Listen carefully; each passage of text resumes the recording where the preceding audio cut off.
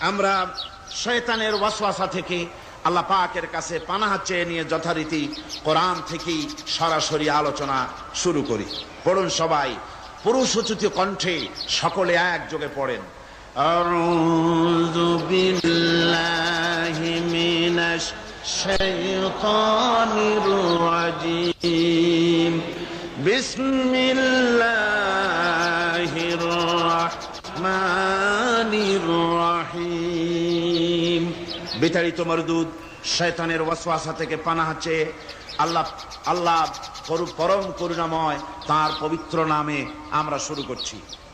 আজকে আপনাদের সামনে আলোচনা করতে চাই খলাকাল ইনসান আল্লামাহুল বায়ান। তিনি মানুষ সৃষ্টি করেছেন। আজকে আপনাদের সামনে বলা হবে মানব সৃষ্টি রহস্য। আল্লাহ পাক যেহেতু সৃষ্টিকর্তা, তিনি সৃষ্টি করেছেন। আমাদেরকে কে সৃষ্টি করেছেন বলুন? সকলে বলুন, আমাদের স্রষ্টা কে? তিনি আমাদেরকে সৃষ্টি করেছেন। যেহেতু তিনি আমাদের সৃষ্টি করেছেন, সেহেতু আমাদের সঠিক রাস্তা, সঠিক পথ বলে দেওয়ার দায়িত্ব কার? সেই আল্লাহ পাকের। যেহেতু সৃষ্টি করেছেন তিনি, রাস্তা বলে দেওয়ার দায়িত্ব সেই আল্লাহ পাকের। কোরআন মাজিদে এই কথাটি অনেক জায়গায় আল্লাহ পাক বলেছেন। যেমন সূরা আল-লাইলের ভিতরে বলা হয়েছে ইন্না আলাইনা লাল হুদা। আমার উপরে এটা দায়িত্ব, পথ কর্মপদ্ধতি পরিদর্শন করা, প্রদর্শন করা, রাস্তা দেখানো, এটার দায়িত্ব হচ্ছে আমি আল্লাহ পাকের। রাস্তা দেখাবেন কে? আল্লাহ পাক। ভাইরা আমার, আল্লাহ পাক পথ দেখিয়েছেন, আল্লাহ পাক রাস্তা দিয়েছেন। মরুভূমির ভিতরে যে রব্বুল আলামিন পথের নিশানা তৈরি করে দিলেন, যেখানে গভর্নমেন্ট রাস্তা বানাতে পারে না, মরুভূমির ভিতরে যিনি পথের নিশানা বানালেন মানুষ যেন না হারায়। যে আল্লাহ রব্বুল আলামিন দুর্গম পাহাড়ির ভিতরে গিরিপথ তৈরি করে দিলেন, মানুষ যেন হারায় না যায়। সমুদ্রের ভেতরে নাবিকরা দিনের বেলায় সূর্যের আলো দেখে পথ চলে, রাতের আধারে সে যেন গভীর সমুদ্রের ভিতরে হারায় না যায়। আল্লাহ তাই আকাশের ভিতরে তারকা মণ্ডলী খচিত করে রেখেছেন। সমুদ্রের নাবিকেরা, জাহাজের নাবিকেরা তারকা দেখে দেখে পথ নির্ণয় করে নেন। যে মাবুদ রাস্তা বানালেন জঙ্গলের ভিতরে, পাহাড়িয়া এলাকার ভিতরে, যে মহান প্রভু রাস্তা বানালেন, নিশানা বানালেন মরুভূমির ভিতরে, যিনি রাস্তা দেখায় দিলেন গভীর সমুদ্রের ভেতরে, সেই আল্লাহ রব্বুল আলামিন। আমরা দুনিয়ার বুকে মানুষেরা অন্ধকারে মরবো, রাস্তা হবে না, এমনটি তো হতেই পারে না। আল্লাহ রব্বুল আলামিন আমাদের জন্য রাস্তা বানাইছেন। মহান আল্লাহ রব্বুল আলামিন বলেন وعلى الله قصد السبيل ومنها جائر। আল্লাহ পাক বলেন সোজা রাস্তা, সোজা পথ বলে দেওয়ার দায়িত্ব আমি আল্লাহর। যেখানে রয়েছে অসংখ্য বাঁকা পথ, অসংখ্য বাঁকা পথ যেখানে, যে পৃথিবীতে, সেখানে সোজা রাস্তা বলে দেওয়ার দায়িত্বটা কার? জোরে বলেন কার? আল্লাহ শুধু সৃষ্টি করেন না, সৃষ্টি করেন, শিক্ষা দেন, পথ বলে দেন, পথটাও বাকি রাখেন না, পথটাও তিনি বলে দিয়ে দেন।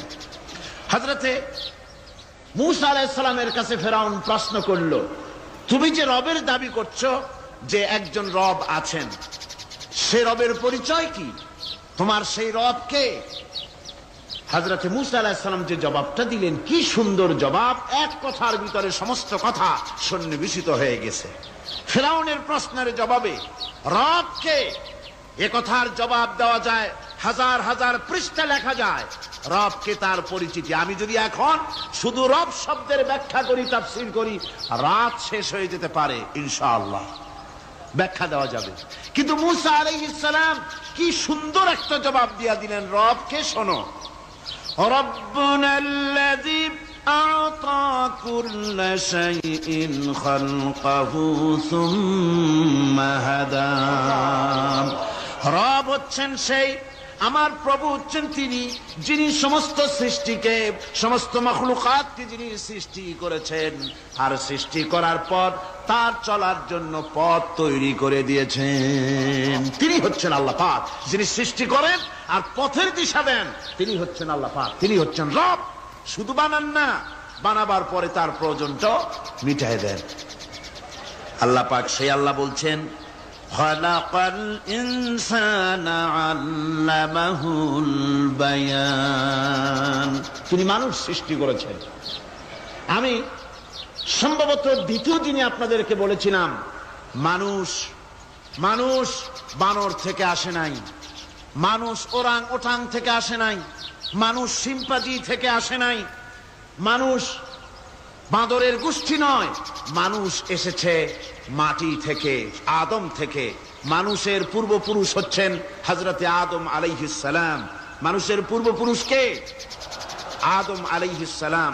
আর মানুষের পূর্বপুরুষ হচ্ছেন আদম আলাইহিস সালাম, আর তার উৎপত্তি হচ্ছে মাটি থেকে। মানুষ এসেছে আদম থেকে, আদম এসেছে মাটি থেকে।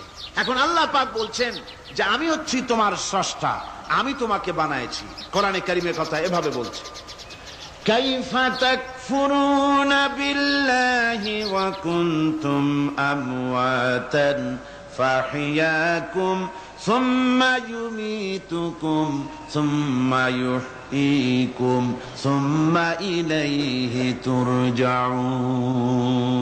হে মানুষ, তোমরা কিভাবে কুফরি করো, অস্বীকার করো, আল্লাহর সাথে নাফরমানি করো? কিভাবে করো? যে আল্লাহ তোমাকে, তুমি ছিলে মৃত্যু, তোমাকে আল্লাহ পাক জিন্দা করেছেন। এই জিন্দা থেকে আবার মৃত্যু করবেন, আবার মৃত্যু থেকে তোমাদেরকে জিন্দা করবেন, আবার সেই আল্লাহর কাছে তোমাদেরকে ফিরে আসতে হবে। সুতরাং মানুষ জন্মের পূর্বে সব মৃত্যু ছিল, একথা তো আজ বিজ্ঞান সম্মত কথা, বৈজ্ঞানিক সত্য কথা। মানুষ জন্মের আগে মৃত্যু ছিল। কিভাবে? মানুষের উৎপত্তি কোত্থেকে এলো? কোরআনে কারীম তা পরিষ্কার করে বলছে। তোমাকে কিভাবে সৃষ্টি করেছে তুমি দেখো। সন্তান মায়ের জরায়ুতে আসার পূর্বে সে ছিল পিতার শুক্রকীট আর মায়ের ডিম্বাণু, অর্থাৎ স্পার্মটোজন এবং ওভাম, এই দুটি জিনিসের মধ্যে সে বিভক্ত ছিল। মায়ের বক্ষপিঞ্জর এবং পিতার পৃষ্ঠদেশ থেকে সবেগে নির্গত এক ফোঁটা পানি দিয়ে আমি আল্লাহ পাক তোমাকে সৃষ্টি করেছি।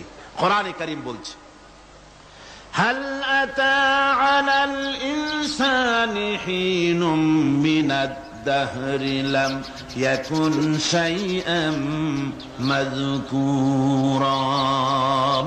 মানুষের জীবনে কি এমন এক সময় এসেছিল না যখন সে উল্লেখযোগ্য বিষয় বস্তু হিসাবে পরিগণিত ছিল না? তোমার নাম ছিল না, পরিচয় ছিল না, কিছুই ছিল না, দুনিয়ার কেউ তোমাকে জানতো না, শুনতো না। আমি আল্লাহ পাক তোমাকে সৃষ্টি করেছি। তুমি কোত্থেকে এলে? কোরআনে কারীম থেকে তা জেনে নাও। আল্লাহ রাব্বুল আলামিন বলেন, ইন্না খালাকনাকুম মিন তুরাবিন সুম্মা মিন নুতফাতিন সুম্মা মিন আলাকাতিন সুম্মা মিন মুদগা। আমি রাব্বুল আলামিন তোমাকে সৃষ্টি করেছি, মাটির উপাদান দিয়ে তৈরি করলাম। মা বাপের, পুরুষের স্পার্মটোজন আর মহিলাদের ওভাম দুটোতে মিলে মায়ের গর্ভের ভিতরে নাপাক পানি ফোঁটাকে জমাট রক্তে পরিণত করে দিলাম। এই জমাট রক্তকে গোশত বানালাম, কচি কচি হাড় দিয়ে একটা বডি, একটা স্ট্রাকচার তৈরি করলাম। তারপরে ফাকাসাউনাল ইযামা লাহমা, গোশত দিয়ে, রক দিয়ে, চামড়া দিয়ে সুন্দর করে ছাউনি দিয়া মায়ের গর্ভের ভিতরে আমি আল্লাহ রব্বুল আলামিন তোমাকে বানাইছি। মায়ের পেটের ভিতরে ফি কারারিন মাকিন, একটি সুরক্ষিত জায়গায় তোমাকে আমি রেখে দিলাম, যেখানে কোনো রোগ, কোনো জার্ম যেখানে পৌঁছতে পারবে না, কোনো অসুবিধা হবে না। এমন একটা জায়গায়, এমন একটা ইন্টেনসিভ কেয়ার ইউনিটের ভিতরে রেখেছি। সুবহানাল্লাহ ওয়া বিহামদিহি। একটা ইন্টেনসিভ কেয়ার ইউনিট, যেখানে কোন রকমের কোন জার্ম প্রবেশ করে বা করবার কোনো ক্ষমতা নাই কারো। এমন একটা যে একটা প্যাকেট, সুন্দর একটা প্যাকেট, একটা কভারের মধ্যে তোমাকে তৈরি করা হলো মায়ের পেটের মধ্যে। আল্লাহ পাক বলছে, খালাকাল ইনসানা আল্লামাহুল বায়ান। আমি মানুষকে সৃষ্টি করেছি। কেমনে সৃষ্টি করলাম তা তো এতক্ষণ বললাম। এইভাবে করে মানুষ সৃষ্টি করেছি। দেখো তোমার নিজের দিকে তাকাও। ফালইয়ানজুরিল ইনসানু মিম্মা খুলিক। কিভাবে মানুষ তোমাকে সৃষ্টি করা হলো একবার তাকায় দেখো, তোমার শরীরের দিকে একটু তাকায় দেখো তো কেমনে আমি বানাইলাম, কিভাবে তৈরি করলাম লক্ষ্য করো। এই যে মাথা, এই মাথাটার ভিতরে আছে কি? মগজ, ব্রেইন। বিজ্ঞানীরা বলেছেন এতে 1000 মিলিয়ন নার্ভ সেলস আছে এর মধ্যে। 1000 মিলিয়ন নার্ভ সেল। সেল হচ্ছে CELL, সেল। সেল মানে কোষ। এই 1000 অনুভূতি কোষ, 1000 মিলিয়ন অনুভূতি কোষ রয়েছে মাথার ভেতরে। মস্তিষ্কের এসব কোষগুলি, এসব সেলগুলি, তার মধ্যে আবার আছে নার্ভ ফাইবার, অর্থাৎ সূক্ষ্ম সূক্ষ্ম নার্ভ সুতা সমগ্র শরীরের মধ্যে তা ছড়িয়ে দেওয়া আছে। এই সূক্ষ্ম সুতার মাধ্যমে ঘন্টায় 70 মাইল বেগে শরীরের প্রত্যেকটা অঙ্গ প্রত্যঙ্গের খবর মস্তিষ্কের মধ্যে চলে যায়। সুবহানাল্লাহ ওয়া বিহামদিহি। আপনার পায়ে যদি কাটা ফোটে, শরীরে যদি ব্যথা লাগে, ঘন্টায় 70 মাইল বেগে সূক্ষ্ম সূক্ষ্ম যে তারগুলি আল্লাহ দিয়েছেন, ওই তারের মাধ্যমে আপনার মাথায় চলে যায়। মস্তিষ্কে গেলে পরে তড়িৎ গতিতে সিদ্ধান্ত হয় কাটা তুলতে হবে। অথবা একটা সাপ দেখেছেন, সাপ প্রথম চোখ দিয়ে দেখলেন, চোখ, এই চোখের ভিতরে আপনার 130 মিলিয়ন লাইট রিসেপ্টর আছে, অর্থাৎ বিভিন্ন দৃশ্যকে, ছবিকে ক্যাচ করার মতো 130 মিলিয়ন লাইট রিসেপ্টর গ্রহণযোগ্য মেশিন রয়েছে চোখের ভিতরে। চোখ দিয়ে সাপ দেখলেন, চোখের ভিতরে রয়েছে আবার অসংখ্য তার। এই অসংখ্য তার ব্রেনের সঙ্গে জুড়ে দেওয়া আছে। চোখ সাপ দেখলো, 70 মাইল বেগে প্রতি ঘন্টায় এই খবর তড়িৎ প্রবাহের মতো মস্তিষ্কের ভেতরে চলে গিয়েছে। মস্তিষ্ক সঙ্গে সঙ্গে ডিসিশন দিচ্ছে, দৌড় মারো, অথবা লাঠি হাতে নাও, অথবা যে কোনো একটা পজিশন তাকে সাথে সাথে সিদ্ধান্ত দিয়ে দিচ্ছে। জোরে বলেন সুবহানাল্লাহ। এই অনুভূতি শক্তি যদি আল্লাহ পাক না দিতেন মানুষের শরীরে, পায়ের মধ্যে পাথর ঢুকলে, কাটা তো কাটা, পাথর ঢুকলেও টের পাইতাম না। আল্লাহ পাক এই ব্যবস্থা করে দিয়েছেন মস্তিষ্কের মধ্যে এতগুলি সেল, প্রত্যেকটা সেলের আলাদা আলাদা কাজ। সুখ, দুঃখ, ভালোবাসা, মোহাব্বত, আনন্দ, স্বাদ ইত্যাদি জিনিসের অনুভূতি মস্তিষ্কের ভেতর থেকেই হয়। এখানে সেগুলি রেখে দেওয়া হয়েছে। তারপরে রয়েছে এই মস্তিষ্কের ভেতরে মেমোরি, স্মৃতি, স্মৃতি শক্তি। দেখুন এই যে টেপ রেকর্ডারে ওয়াজগুলি রেকর্ড হচ্ছে, তাফসীর রেকর্ড হচ্ছে। কিছুদিন পর ওই রেকর্ডের উপরে আরেকটা কথা যদি উঠান, তাহলে প্রথম কথা থাকবে? প্রথম গান বা ওয়াজ থাকবে?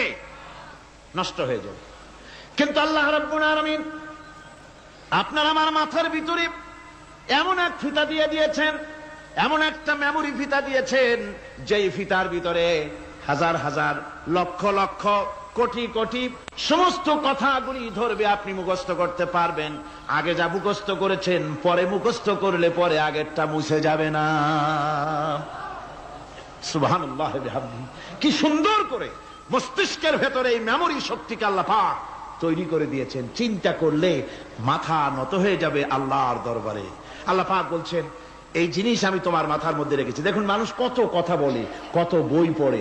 মানুষের মাথায় যত কথা আছে, সব কথা যদি লিপিবদ্ধ হয়, ভলিউম হয়ে যাবে, যা একটা লাইব্রেরিতে ধরা সম্ভব নয়। অর্থাৎ আপনার মাথাটা হচ্ছে একটা বিশ্বকোষ, আপনার মাথাটা হচ্ছে একটা বিরাট বিশ্বজোড়া লাইব্রেরি। জোরে কোন সুবহানাল্লাহ।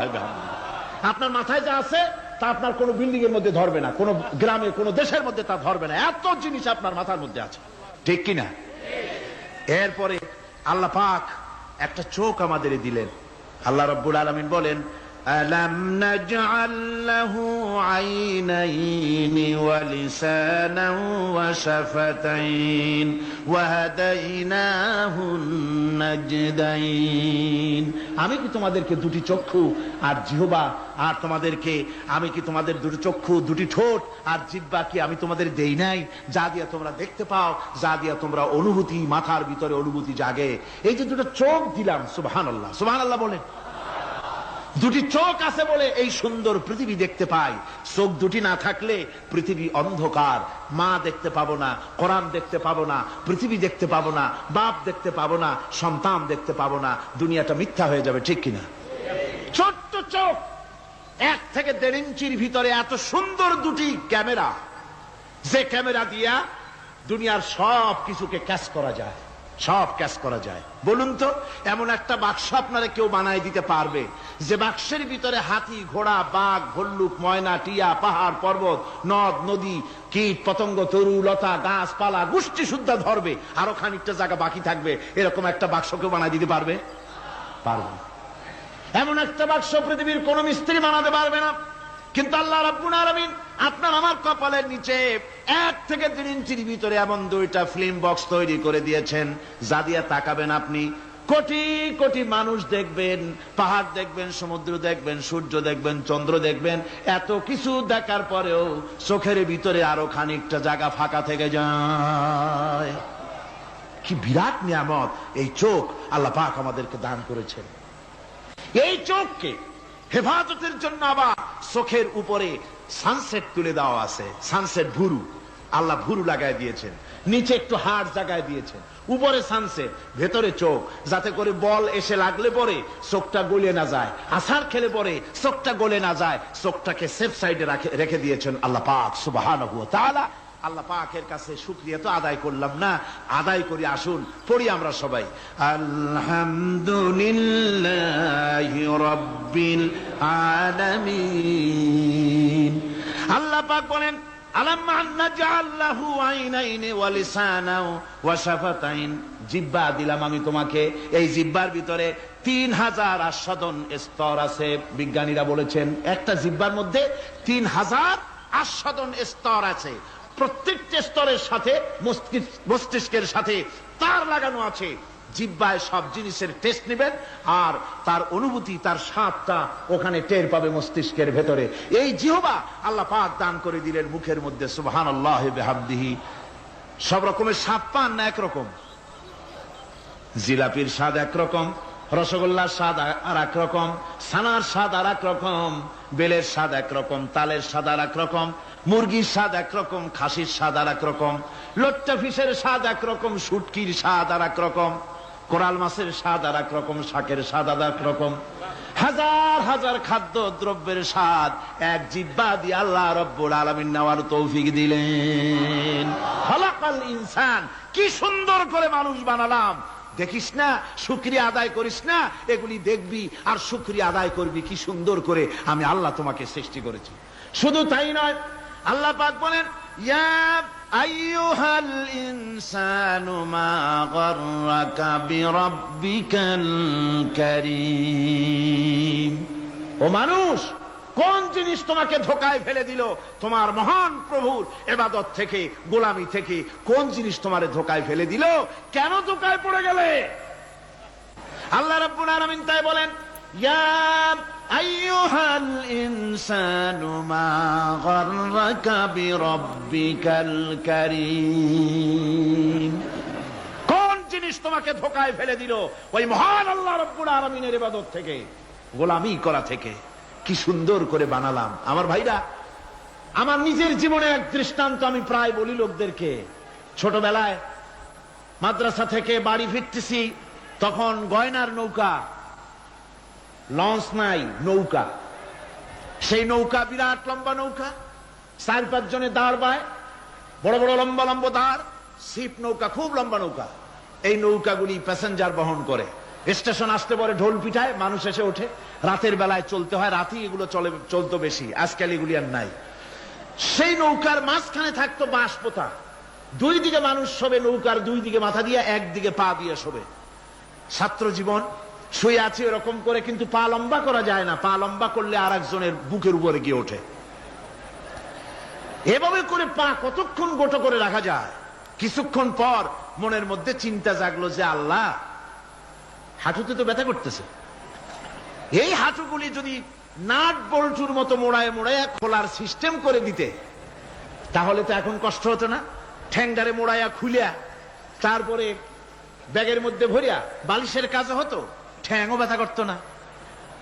ছাত্র হলে যত চিন্তা মাথার মধ্যে আসে, এইসব চিন্তা, কেনুর মধ্যে একটা মুড়ি প্যাঁচ হলে ভালো হইতো, এইসব চিন্তা করতেছে। চিন্তা করে করে এক ফাঁকে ঘুম এসে গেল। সকালবেলায় নৌকা যখন ফিরেছে স্টেশনে, ঘুম ভেঙে গেল যাত্রীদের চিৎকারে। একজন বলছে আমার মানি ব্যাগ চুরি হয়েছে, আর একজন বললো আমার হ্যান্ড ব্যাগ গেছে, আর একজন বলছে আমার ব্রিফ কেস গেছে, চোরে নিয়ে গেছে। ওরা তো যার যার হারানো জিনিস নিয়ে ব্যস্ত। আমি তখন তওবা করতেছি যে আল্লাহ, আমার বুদ্ধিমতো যে বুদ্ধি রাত্রে করলাম, এই বুদ্ধিমতো যদি মানুষের হাতে এবং কেনুতে থাকতো নাট বল্টির মতো করে মুড়ি পেঁয়াজ দেওয়া, আর ওইগুলি যদি থাকতো ব্রিফকেসের মধ্যে, হ্যান্ডব্যাগের মধ্যে, তাহলে তো সকালবেলায় শুনতাম কেউ বলতো যে আল্লাহ আমার তো ঠ্যাং চুরি হয়ে গেছে, কেউ বলতো আমার তো হাত চুরি হয়ে গেছে। আল্লাহ আল্লাহ আল্লাহ আল্লাহ আল্লাহু আকবার। আল্লাহ সুবহানাহু ওয়া তাআলা কি সুন্দর করে তৈরি করেছেন। এত হাল তারা মিন ফুতুর, আমার সৃষ্টি নৈপুণ্যতার ভেতরে কোনো ভুল দেখতে পাও? কোনো ভুল পাবে না। আমার সৃষ্টি নৈপুণ্যতার ভেতরে কোনো ভুল নাই। সুবহানাল্লাহি বিহামদিহি, সুবহানাল্লাহি বিহামদিহি। এত সুন্দর করে আল্লাহ সুবহানাহু ওয়া তাআলা মানুষ সৃষ্টি করলেন। খলাকাল ইনসান আল্লামাহুল বায়ান। তিনি মানুষকে কথা বলা শিখিয়েছেন, তিনি মানুষকে সৃষ্টি করেছেন এত সুন্দর করে, চামড়া দিয়ে, সুন্দর করে চোখ দিয়ে, চুল দিয়ে, মুখ দিয়ে, কি সুন্দর করে বানিয়েছেন। সুবহানাল্লাহ। দেখুন, পায়ের তালুর চামড়া একরকম, তলার চামড়া আর এক রকম, বুকের চামড়া একরকম, পিঠের চামড়া আর এক রকম, ঠিক কিনা কর? পায়ের উপরের যে চামড়া, ওই চামড়াটা যদি পায়ের তলায় হতো, 2 দিনও হাঁটা যেত না। প্রতি সপ্তাহে 3 বার করে হাফসুল করা লাগতো, কোন ঠিক কিনা? আল্লাহ সুবহানাহু ওয়া তাআলা যেখানে যেটা দরকার তাই দিয়েছেন। আর ওরা বলে কি, কয় যে আল্লাহ নাই, দেয়ার ইজ নো গড। ছাগল কোথাকার। গ্যাগারিন বলেছিলেন, ইউরি গ্যাগারিন প্রথম মহাশূন্যচারী, মহাশূন্য পরিভ্রমণ করে এসে বললেন যে মহাশূন্যের লক্ষ লক্ষ মাইল পরিভ্রমণ করে এলাম। মহাশূন্যে হিন্দুরা যাকে ভগবান বলে, খ্রিস্টান যাকে গড বলে, মুসলমানেরা যারা আল্লাহ বলে, এই লক্ষ লক্ষ মাইলের কোন জায়গায় অস্তিত্ব দেখলাম না। কিসের আল্লাহ, কিসের গড? নাউযুবিল্লাহি মিন যালিক। কত বড় ছাগল! তুমি দেখো আল্লাহ রে, তুমি তো নিজের শরীরই নিজে দেখো না। আমরা কি আমাদের নিজের শরীরটা দেখি? আয়নার সাহায্য ছাড়া ঘাটটা কেমন, হিপটা কেমন, ব্যাকটা কেমন, পেছনের উরুটা দেখতে কেমন, আজ পর্যন্ত আয়নার সাহায্য ছাড়া দেখতে পারি নাই। নিজের শরীরটাই দেখতে পারি নাই, আর এই শরীরের স্রষ্টাকে দেখতে চাই। সাহস তো কম না পাগলের। আল্লাহ সুবহানাহু ওয়া তাআলা তিনি মানুষকে সৃষ্টি করেছেন, কত সুন্দর করে তিনি বানিয়েছেন। একবার লক্ষ্য করে দেখো, শুকরিয়া আসবে আল্লাহর দরবারে, মাথা নত হয়ে আসবে। কি সুন্দর করে আল্লাহ পাক বানিয়েছেন। মানুষের শরীরে কিডনি লাগবে 2টি, কিডনি লাগবে 1টা। কিডনি কি? কিডনি হচ্ছে আপনার পেশাবকে ছেঁকে বের করে দেয়, একটা দারুণ জিনিস আপনার শরীরের জন্য। কিডনি যদি ইনঅ্যাক্টিভ হয়ে যায়, হাত পায়ে পানি এসে হাত পা ফুলে আপনি মৃত্যুর দিকে এগোতে থাকবেন।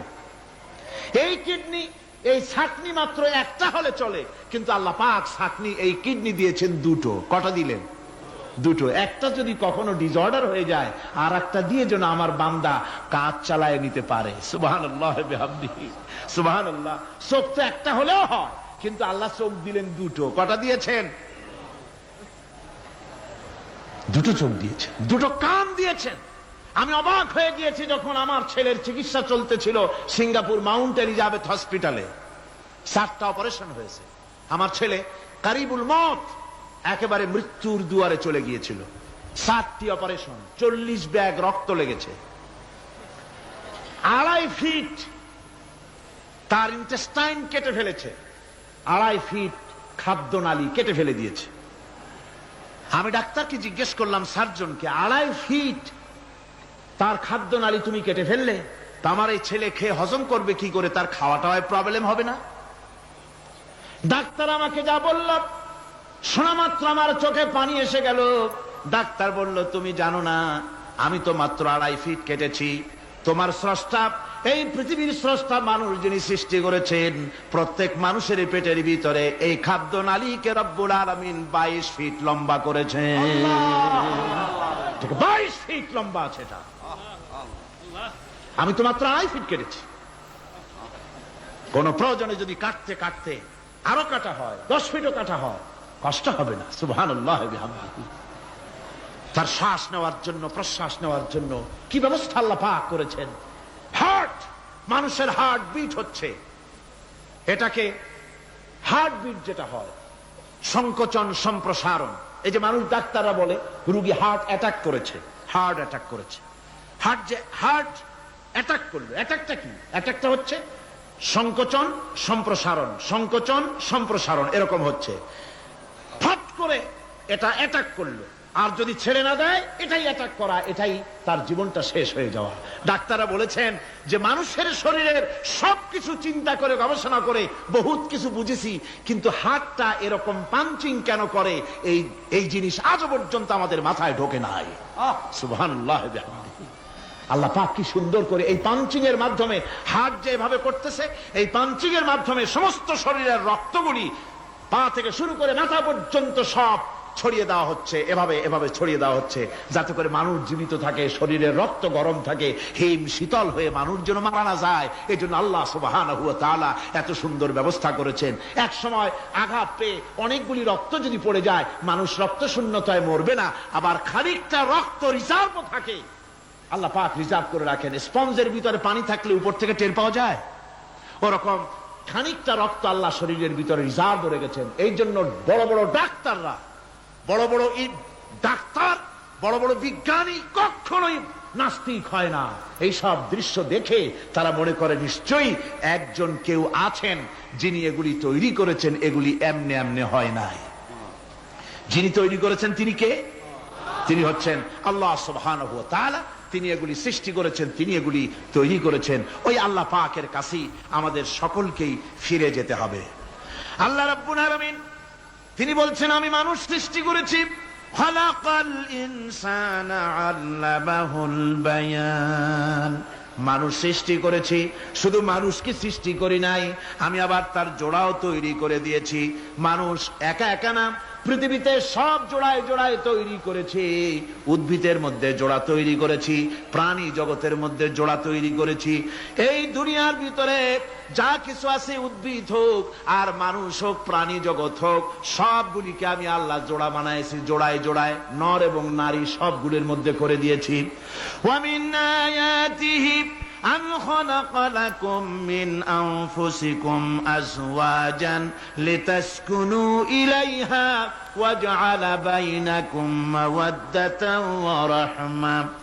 আল্লাহ রাব্বুল আলামিন বলেন, আমার অগণিত নিদর্শনের ভিতরে এটাও একটি নিদর্শন যে আমি তোমাদের থেকে তোমাদের জোড়া তৈরি করেছি, তোমাদের স্ত্রীদেরকে তৈরি করেছি, যাতে করে তোমরা তাদের কাছে শান্তি পাও। আর তোমাদের মধ্যে ভালোবাসা সৃষ্টি করেছি, মহব্বত সৃষ্টি করে দিয়েছি। আর পরিণত বয়সে এই মহব্বতকে আমি আল্লাহ করুণার সহৃদয়তায় পরিণত করে দেই। তোমার থেকে তোমার জোড়া নারী সৃষ্টি করেছি, স্ত্রী। সেই স্ত্রীর কাছে তুমি তোমার স্বস্তি শান্তি ফিরে পাবে। আর যখন বৃদ্ধ হয়ে যাবে, তখন এই ভালোবাসাটা আমি করুণা আর মহব্বতের মধ্যে পয়দা করে দেই। এর দ্বারা এই ভালোবাসা এবং মহব্বতের মাধ্যমে সন্তান সন্ততি পৃথিবীতে আসে, নাতি আসে, পৌত্র আসে, পৌত্রী আসে, এভাবে করে আত্মীয় স্বজন পরিবেষ্টিত অবস্থায় দুনিয়ায় মানব বংশ আমি এভাবে করে বৃদ্ধি করি। আর এরপরে মানব সৃষ্টি করে মানুষকে এক পরিবেশ সৃষ্টি করে দিয়ে তাকে কথা বলারও আমি ভাষা শিখিয়েছি। আল্লামাহুল বায়ান। মানুষকে আমি কি শিক্ষা দিয়েছি? কথা বলতে আমি শিক্ষা দিয়েছি।